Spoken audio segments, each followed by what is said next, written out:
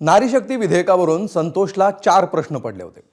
पहिला प्रश्न, जर महिला आरक्षण विधेयक 2023 मध्येच मंजूर झालं होतं आणि 2026च्या जनगणनेनंतर ते लागू होणार होतं, तर आत्ता हे विधेयक नेमकं का आणलं गेलं?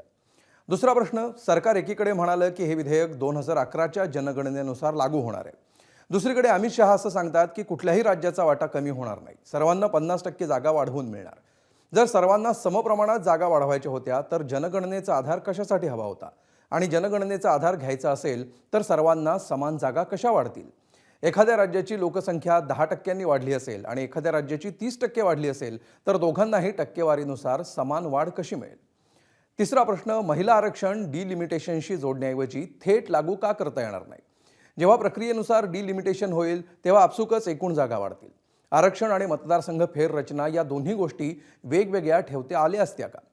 आणि चौथा प्रश्न, मतदारसंघ फेररचनेबाबत सर्व राज्यांना मान्य होईल आणि घटनात्मक तरतुदीत बसेल असा तोडगा नेमका कुठला असेल?